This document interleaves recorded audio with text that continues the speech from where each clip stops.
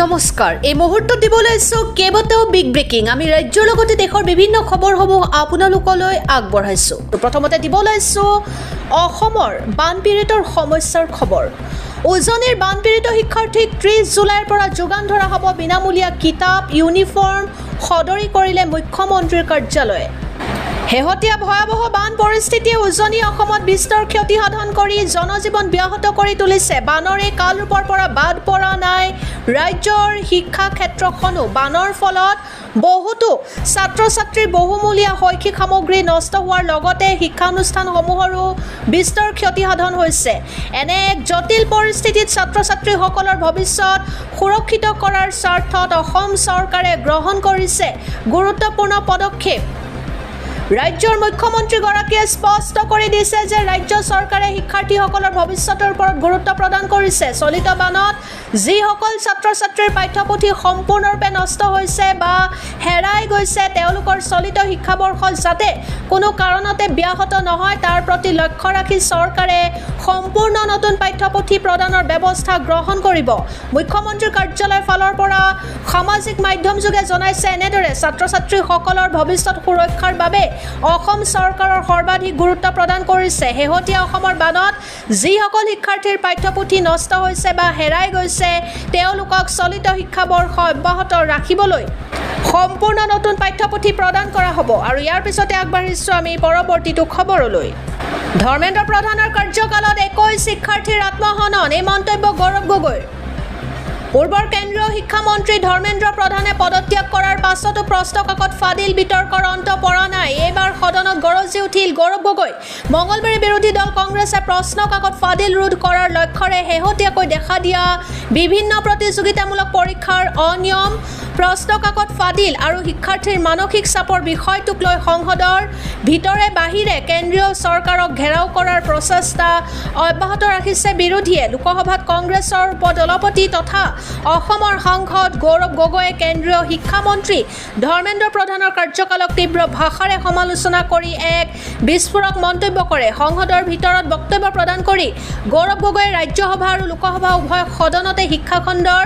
ব্যৰ্থতা আৰু দেশৰ ছাত্ৰ-ছাত্ৰীসকলে মুখামুখি হোৱা ভয়াবহ পৰিস্থিতিৰ ছবিখন দাঙি ধৰে লগতে কেন্দ্ৰীয় শিক্ষামন্ত্ৰী ধৰ্মেন্দ্ৰ প্ৰধানক পোনপটীয়াকৈ লক্ষ্য কৰি কংগ্ৰেছ সাংসদগৰাকীয়ে কয় যে শিক্ষামন্ত্ৰীগৰাকীৰ কাৰ্যকালত দেশৰ বিভিন্ন প্ৰান্তত কেইবাগৰাকীও মেধাৱী ছাত্ৰ-ছাত্ৰীয়ে হতাশাত ভুগি আত্মহননৰ দৰে চৰমপন্থা বাছি ল'বলগীয়া হৈছে তেওঁ সদনত দাবী কৰে যে ধৰ্মেন্দ্ৰ প্ৰধানৰ কাৰ্যকালত সমগ্ৰ দেশত প্ৰায় 21 গৰাকী শিক্ষাৰ্থীয়ে প্ৰশ্নকাকত ফাদিল NTA-ৰ অনিয়ম আৰু পৰীক্ষাৰ অনিশ্চয়তাৰ বাবে নিজৰ জীৱন ত্যাগ কৰিবলগীয়া হৈছে আৰু ইয়াৰ পিছতে আগবাঢ়িছো আমি পৰৱৰ্তীটো খবৰলৈ 2500 টকাকৈ পাব অৰুণোদয়ৰ ধন মুখ্যমন্ত্ৰীৰ ডাঙৰ ঘোষণা অৰুণোদয় আঁচনিক লৈ মুখ্যমন্ত্ৰীৰ ডাঙৰ ঘোষণা 1250 টকাৰ পৰিৱৰ্তে 2500 টকাকৈ পাব অৰুণোদয়ৰ ধন 1 আগষ্টতে মহিলাৰ একাউণ্টত সোমাব এই ধনৰাশি বানাক্ৰান্ত 4 জিলাৰ মহিলাৰ বাবে চৰকাৰৰ এই বিশেষ ঘোষণা শিৱসাগৰ চৰাইদেউ যোৰহাট গোলাঘাটৰ হিতাধিকাৰী মহিলাই পাব এই ধন 15,000 টকাৰ সাহায্যৰ লগতে লাভ কৰিব অতিৰিক্ত 2500 টকাকৈ অৱশ্যে আন জিলাৰ মহিলাসকলে এইবাৰ আগতকৈ কমকৈ পাব অৰুণোদয়ৰ ধন সামাজিক মাধ্যম যোগে ঘোষণা কৰিলে মুখ্যমন্ত্ৰী হিমন্ত বিশ্ব শৰ্মাই অৰুণোদয় আঁচনিক লৈ মুখ্যমন্ত্ৰীৰ ডাঙৰ ঘোষণা অসমৰ বানাক্ৰান্ত ৰাজ্যলৈ সহায়ৰ হাত ছুপাৰষ্টাৰ ছলমান খানৰ অসমৰ বানপীড়িত ৰাজ্যৰ কাষত থিয় হ'ল ভাইজান ছলমান খান উজনিৰ বৰ্ণাঢ্য ৰাজ্যলৈ বিশেষ সাহায্য ছলমান খানৰ বিং হিউমেন সংস্থাৰ জৰিয়তে অসমৰ বানাক্ৰান্তলৈ সহায়ৰ হাত অসমৰ ছলমান খান অনুৰাগীৰ সহযোগত বিতৰণ কৰা হ'ব সাহায্য সামগ্ৰী ৰেডি টু ইট খাদ্য বানাক্ৰান্তলৈ প্ৰেৰণ কৰিব ছলমান খানে গুৱাহাটীৰ পৰা উজনিৰ 3 জিলালৈ লৈ যোৱা হ'ব খাদ্য সামগ্ৰী খাদ্যৰ লগতে চিকিৎসা সামগ্ৰীও প্ৰেৰণ কৰা হ'ব উজনিৰ বানাক্ৰান্তলৈ বানে ধ্বংস কৰা শিক্ষানুষ্ঠান নিৰ্মাণৰ বাবেও সহায় কৰিব ছলমান খানে একাংশ বলিউড তাৰকা নিশ্চুপ হোৱাৰ সময়তে ভাইজানে দেখুৱালে নিদৰ্শন অসমৰ বানপীড়িত ৰাজ্যৰ কাষত থিয় হ'ল ভাইজান ছলমান খান আৰু ইয়াৰ পিছতে আগবাঢ়িছোঁ আমি পৰৱৰ্তীটো খবৰলৈ প্ৰথমতে দিব লৈছোঁ ৰাজ্যৰ এটা বিশেষ খবৰ মন গ'লেই মাটি কিনিব নোৱাৰিব এতিয়া ক'তো আহি আছে নতুন কঠোৰ আইন মন গ'লেই টকা থাকিলেই এতিয়াৰ পৰা মাটি কিনিব নোৱাৰিব 250 বছৰ পুৰণি ধৰ্মীয় অনুষ্ঠানৰ কাষত কিনিব নোৱাৰিব মাটি বৰদোৱা বৰপেটা মাজুলীৰ ধৰ্মীয় অনুষ্ঠানৰ কাষত কিনিব নোৱাৰিব মাটি ধৰ্মীয় অনুষ্ঠানৰ 5 কিলোমিটাৰ আশে-পাশে মাটি কিনাত নিষেধাজ্ঞা বাহিৰৰ মানুহে গৈ মাটি কিনিব নোৱাৰিব ধৰ্মীয় অনুষ্ঠানৰ ওচৰত ৰংঘৰ কাৰেংঘৰ বৰপেটা সত্ৰ মাজুলী সত্ৰৰ মাটি ক্ৰয় কৰিব নোৱাৰিব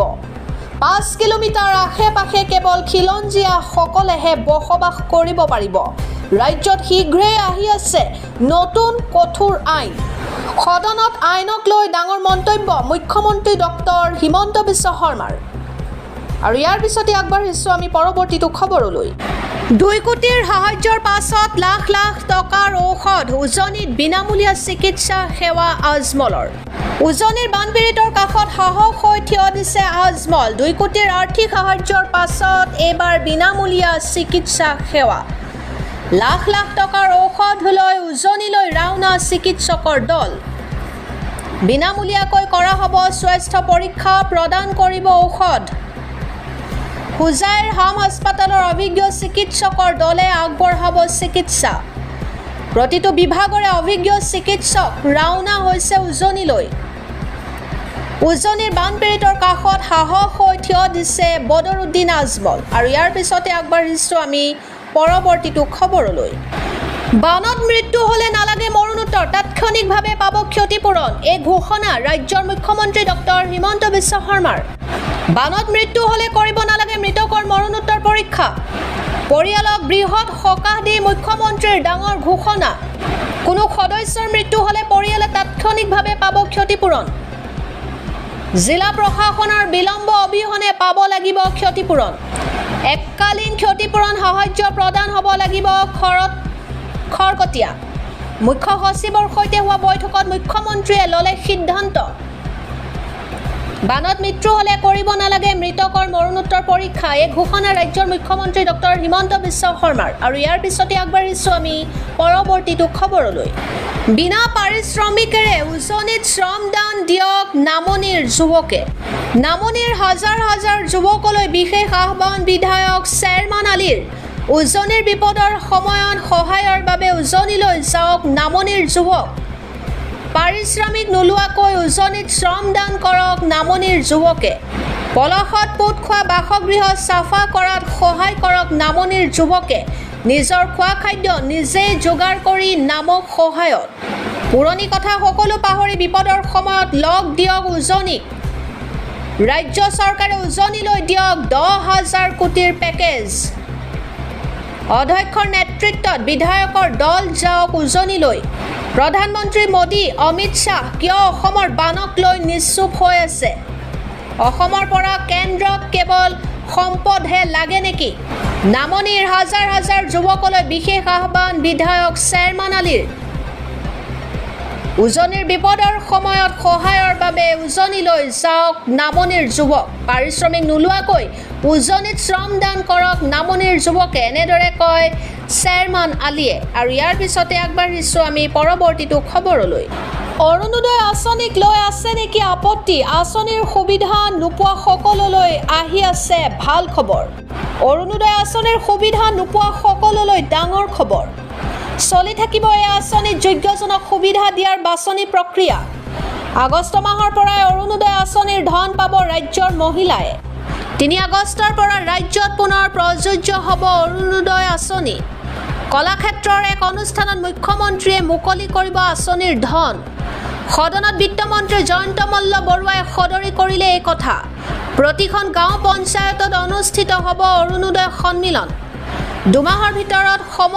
সমষ্টিয়ে নিয়োজিত হ'ব অৰুণোদয় সাৰথীও যিকোনো উজৰ আপত্তি থাকিলে জনাব পাৰিব অৰুণোদয় সাৰথীক এইবাৰ দেশত ৰিজাৰ্ভেশ্যন হটাও আন্দোলন একত্ৰিত লাখ লাখ যুৱ প্ৰজন্ম CJPৰ পাছত এইবাৰ দেশত নতুন বৃহৎ আন্দোলনৰ উকমুকনি এইবাৰ দেশত ৰিজাৰ্ভেশ্যন হটাও আন্দোলনৰ যুঁজা ইনষ্টাগ্ৰামত 5.5 মিলিয়ন ফলোৱাৰ্ছৰ সমৰ্থন এই আন্দোলনলৈ আম্বেদকাৰৰ আদৰ্শেৰে শ্লোগান নিৰ্বাচন প্ৰতিবাদকাৰীৰ আন্দোলনৰ জৰিয়তে জাতিৰ আধাৰত ভেদাভেদ দূৰ কৰাৰ দাবী দেশৰ জনতাৰ মাজত জাতিক মান্যতা দিব নোৱাৰিব চৰকাৰে ব্ৰাহ্মণ SC STৰ মৰ্যাদাৰে নাগৰিকৰ পৰিচয় দিব নোৱাৰিব জাতিৰ পৰিচয় প্ৰদান অবৈধ ঘোষণা কৰিব লাগিব চৰকাৰী আবেদন প্ৰক্ৰিয়াত সুধিব নোৱাৰিব জাতিৰ পৰিচয় ইনষ্টাগ্ৰামত ৰিজাৰ্ভেশ্যন হটাও মুভমেণ্ট ফলোৱাৰ্ছ 5.5 বিজেপিৰ পাছত এইবাৰ দেশত নতুন বৃহৎ আন্দোলনৰ উকমুকলি